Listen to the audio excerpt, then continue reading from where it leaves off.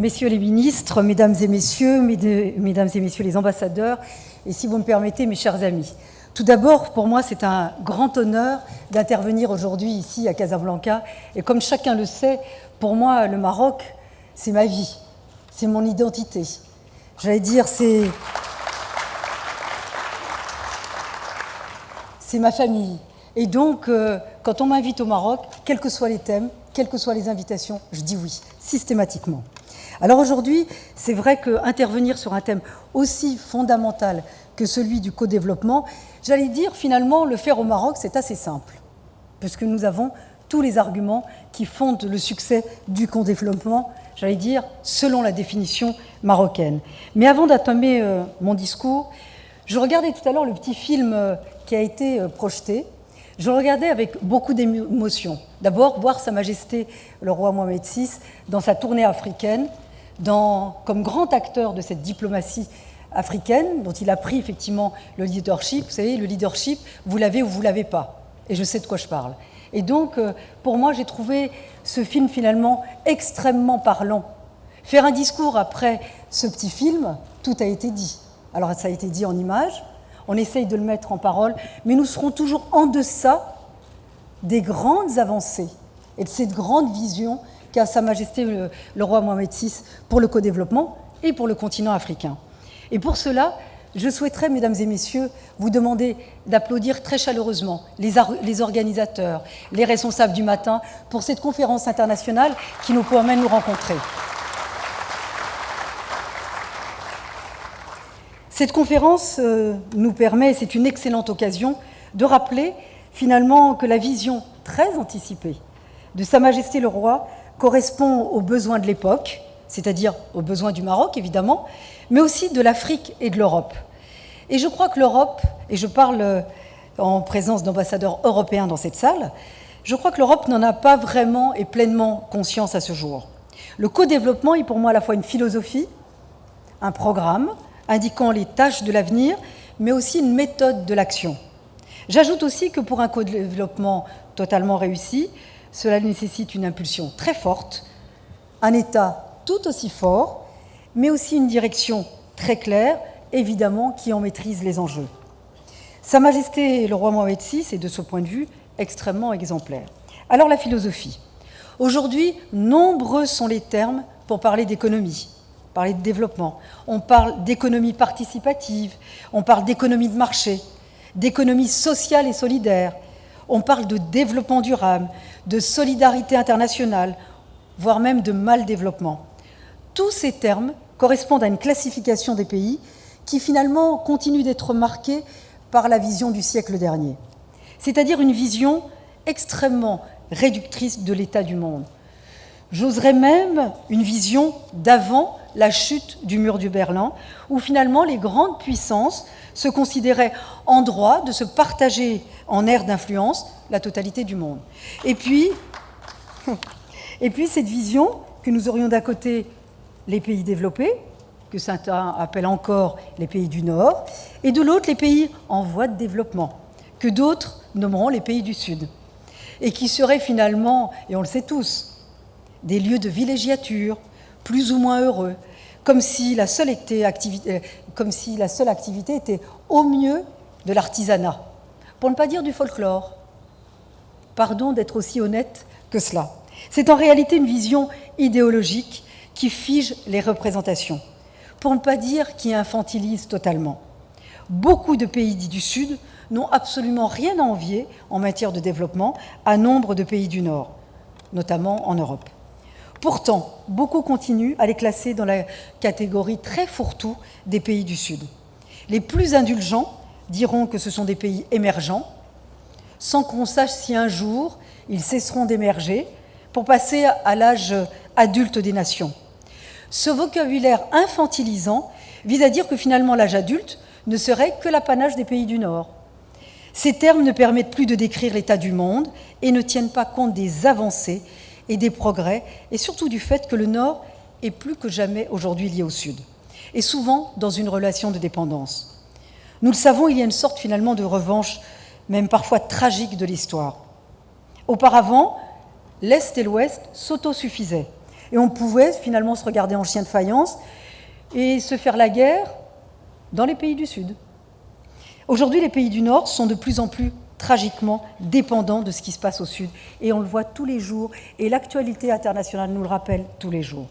Mais ce vocabulaire continue finalement de vouloir faire perdurer une hiérarchie, continue à vouloir inscrire une vision encore finalement très marquée par le colonialisme. Il n'y a plus de maîtres, il n'y a plus d'enfants à éduquer. À vouloir faire perdurer cette vision du monde, le Nord fait des erreurs historiques. Les révolutionnaires français avaient une formule que j'aime beaucoup. Nul n'aime les missionnaires armés, même quand ils se veulent les pères de la démocratie. Le co-développement, en ce sens, est une philosophie qui tourne le dos à tout cela. Elle dit ceci: nous sommes liés les uns aux autres et nous ne pourrons avancer que si nous avons des relations égalitaires. Il n'y aura de progrès de notre monde commun que si le Nord et le Sud se parlent d'égal à égal. Et si, au sein des pays du Sud, le respect mutuel l'emporte sur les jalousies, sur les conflits, qui sont souvent la dernière trace empoisonnée du colonisateur. Mais c'est parce que le Maroc n'a pas ce passé lourd qu'il a une assurance qui le place en exemple. C'est cette assurance qui permet à Sa Majesté d'avoir une intelligente philosophie du co-développement, qui dit au Nord qu'il faut en finir avec la condescendance héritée du colonialisme, et au Sud qu'il faut hériter et qu'il faut effectivement pleinement prendre son destin en main, pas simplement pour soi-même, mais aussi pour le reste du monde. Le co-développement, c'est une philosophie qui, en pratique, se décline évidemment en programme. Il ne faut pas réduire le co-développement à un économisme comme le font souvent les experts, pardon mesdames et messieurs les experts qui êtes dans la salle. C'est un programme d'action qui intègre l'humain. C'est un programme qui se fixe comme objectif d'améliorer la vie par l'économie, et non d'améliorer l'économie comme un but en soi. Il ne s'agit donc pas de cotation boursière, il s'agit, pour reprendre une formule d'un grand poète, il s'agit de changer la vie. C'est Arthur Rimbaud qui disait cela, qui, comme nous le savons, était très attaché à l'Afrique. C'est aujourd'hui toute la force de la vision et de l'action portée, incarnée par Sa Majesté le roi Mohamed VI. Faire du co-développement un facteur premier de développement interne autant qu'externe. Il s'agit de changer la vie d'un peuple tout en accompagnant les autres peuples. Il est en ce sens l'héritier d'une tradition qui vient de très loin et qui a construit pas à pas, parfois sans se soucier du qu'en dira-t-on, un pays qui est un pilier du continent africain. Je vais évoquer ici l'action de feu Sa Majesté Mohamed V, ce combattant infatigable de l'indépendance du Maroc, initiateur de la conférence de Casablanca, et nous y sommes, en 1960. C'est à travers cette conférence que Sa Majesté Mohamed V a redonné une nouvelle dynamique au lien profond qui unit le Royaume du Maroc à son continent. Ses héritiers ont poursuivi et amplifié l'action. Et cette action était un programme pour le futur. Il fallait pour cela avoir la compréhension que le Maroc ne peut se désintéresser de son environnement, que sa puissance dépendra tout autant de l'intérieur que de l'extérieur. Finalement, cette vision annonçait les prémices du co-développement. Le deuxième axe du programme, c'est justement l'interne. Changer la vie de ces sujets comme un père protecteur, mais sans aucune infantilisation, tout cela en responsabilité. Parmi les réalisations concrètes, je pense au plan émergence, au plan national d'accélération industrielle 2014-2020. Bien sûr, il s'agit de l'emploi des Marocains, mais il s'agit aussi de développer des industries utiles pour le continent. Je pense au plan Maroc vert, au plan solaire Nord dans le domaine énergétique. Il s'agit bien de montrer que la dépendance énergétique est peut-être un frein au développement et qu'il faut le penser évidemment comme un axe de co-développement, comme un moyen de cette indépendance. Je pense à la construction d'un gigantesque terminal d'importation, de stockage et d'exportation de carburant. Qui ne connaît pas maintenant Tanger-Med 1 et Tanger-Med 2 ? Juste une anecdote. Pour moi, Tanger, c'était le point d'arrivée quand nous arrivions, et je parle sous contrôle de mon père qui est dans la salle, et quand nous faisions le voyage depuis la France jusqu'au Maroc, 4 jours de route, je ne vous dis pas les conditions, et Tanger, c'était un peu la délivrance, mais le Tanger d'aujourd'hui, en quelques années, n'est plus du tout le Tanger que nous avons connu. Voilà encore une grande concrétisation de cette vision d'un grand développement par les infrastructures. Je pense aussi à la COP22, qui inscrit le co-développement dans l'enjeu stratégique qu'est la protection de la planète. Ce sera, je vous le dis, un écrin où toutes les délégations du monde, de tous les pays, pourront voir que le Royaume est un leader mondial dans le domaine du développement durable et de la protection de la planète. Nous sommes au cœur de l'enjeu, celui de la transformation des comportements de chacun, mais sans entraver le développement nécessaire à tous. En ce sens, je suis en plein accord avec Sa Majesté le Roi Mohamed VI.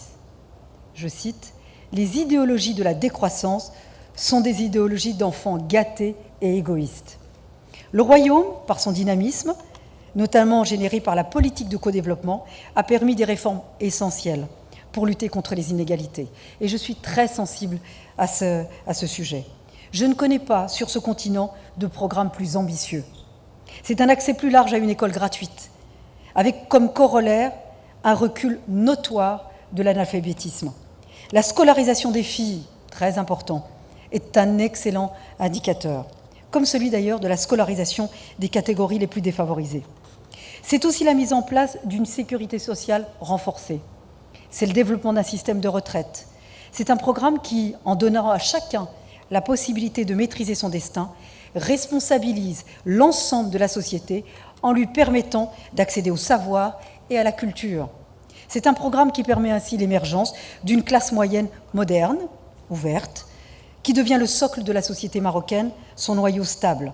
Et les Marocains deviennent les meilleurs ambassadeurs de cette nouvelle société.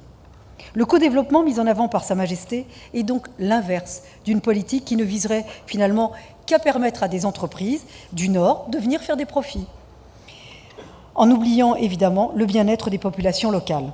Surtout, cette philosophie participe de manière particulièrement efficace à la lutte contre les obscurantismes de toute nature, et en particulier à celui qui conduit au terrorisme le plus barbare. J'ajoute, et pendant la triste période que nous traversions, et je pense d'ailleurs au drame récent que frappe le pays dont je suis l'élu, qu'à travers le succès du co-développement marocain, à travers un roi exemplaire pour son peuple, commandeur des croyants, se joue une autre vision de l'islam. Un islam du juste milieu, qui ne rejette pas ceux qui ne sont pas musulmans. Là encore, il s'agit d'un programme qui sert d'exemple au continent africain, au monde musulman et de phare à l'Occident. Dans ce domaine particulier, l'exemplarité du Maroc rassure sur ce qu'est la réalité de l'islam et de sa compatibilité avec le progrès. La formation d'imams, de morchidettes, à travers la Fondation Mohamed VI des oulémas africains est capitale. Le Maroc met en pratique cet islam de lumière. Et si le Royaume est un exemple évident pour l'Afrique subsaharienne, j'ose le dire, je souhaiterais également que d'autres pays musulmans s'en inspirent. J'ajoute en direction de ceux qui critiquent la formation d'imams par des États étrangers. Je leur dis très clairement, et je parle sous le contrôle de l'ambassadeur de France ici présent, il n'y a pas d'autre légitimité possible que celle d'un pays musulman comme le Maroc, parce que le Maroc, ça n'est pas n'importe quel pays musulman. Pour former un islam apaisé, en toute transparence, un islam de paix, irrigué d'une très forte spiritualité. Le Maroc doit avoir toute notre confiance et doit avoir la confiance de tout autre État amené à coopérer avec lui. De ce côté-ci de la Méditerranée, et ça n'est pas faire offense à nos pays voisins et amis, mais de ce côté-ci de la Méditerranée, je ne vois aucun autre pays dans cette position. Nous pouvons d'une certaine manière le regretter, mais cela est finalement le produit de l'histoire, de choix stratégiques que d'autres n'ont pas faits, de visions ambitieuses de l'homme engagé pour son peuple, de son pays, comme Sa Majesté le Roi Mohamed VI. Le co-développement est aussi une méthode pour développer l'intelligence réciproque, c'est-à-dire la meilleure arme pour la paix pour l'avenir. C'est ce qui fait la grandeur d'un pays et sa trace, c'est ce qui fait aussi la fierté de ses habitants, ce qui compose son identité. Il paraît que Jean Monnet, le père de la construction européenne, aurait dit que s'il avait à refaire la communauté européenne, il aurait commencé par la culture. Se baser seulement sur l'économie ne protège pas des crises. L'Europe en est le meilleur exemple. Le Maroc, c'est une culture, c'est une architecture, c'est une gastronomie, c'est une musique, un art de vivre, une civilisation. À l'occasion du premier concert de la Méditerranée, début juillet, Sa Majesté nous a dit que la musique n'est jamais aussi belle que quand elle est invitée au banquet de l'universalité, que ses partitions ne connaissent aucune frontière. Ce discours, tel une symphonie, m'a ému par sa forte authenticité. À travers l'histoire, c'est la marque des grands rois que d'être les mécènes de la culture. C'est la méthode pour faire en sorte qu'un pays ne soit pas figé dans le passé, ne se transforme pas en musée d'une culture passée, sans suite, sans avenir. Et la culture n'a pas de frontières. En ce sens, elle est la trame de tout co-développement. D'où son importance, sa force inspiratrice pour tant d'autres pays. La méthode, c'est bien qu'il n'y a pas de frontières pour le bien-être des hommes. Philosophie, programme, méthode, c'est ce qui assure dans un contexte de tension mondiale la force de la monarchie chérifienne. Sa capacité à suivre les évolutions du monde incarne une intelligence rare. La réforme de la Constitution en 2011 en est un exemple probant, dans un contexte alors régional extrêmement mouvementé. Vous savez, toucher à la Constitution, qui est un acte fondateur, c'est la loi fondamentale, c'est jamais très aisé. Et je sais de quoi je parle. En 2008, comme ministre de la Justice, j'ai réformé la Constitution française. On ne l'a pas fait sans difficulté. Donc je connais les difficultés de toucher à ces actes fondateurs et fondamentaux. Alors à ceux qui pensent que l'Afrique s'est détournée de l'Europe, moi je dis non, ce n'est pas vraiment le cas. Mais c'est vrai que, attestons que l'Europe, finalement, petit à petit, elle devient subsidiaire. Donc il faut faire très attention. Le Royaume du Maroc est désormais la référence pour le co-développement pour l'Afrique. Et aujourd'hui, le roi, Sa Majesté Mohamed VI, est un leader incontesté et incontestable sur ce continent et bien au-delà. C'est ce qui d'ailleurs suscite parfois quelques jalousies, quelques attaques. Mais je vais vous dire, et je suis bien placée pour le savoir, finalement, quand on est attaqué, c'est que finalement, on doit vraiment être sur la bonne voie. Donc, c'est vraiment cette voie, et cette voie-là que nous devons suivre. Alors, pour conclure, je voulais aussi rendre un hommage à cette jeunesse marocaine que j'aime. Elle est vivante, elle est en vie, elle est irriguée par son pays, par ce continent. Et j'étais très heureuse d'apprendre que pour cette conférence, souvent vous êtes invités à des conférences, on est entre personnalités, entre experts, entre ministres, anciens ministres. Finalement, on se parle entre soi, ça nous fait plaisir. Ça nous donne aussi le sentiment d'être encore des gens importants. J'adore les endroits où finalement la jeunesse s'intéresse aux enjeux de son pays et de l'avenir de son pays. Moi, j'ai été ravie de savoir que beaucoup d'étudiants se sont inscrits à cette conférence. Alors, marocaines, marocains, je dirais même européens, soyons fiers du Royaume du Maroc et soyons fiers de cet homme d'État qui est Sa Majesté le roi Mohamed VI. Je vous remercie. Merci.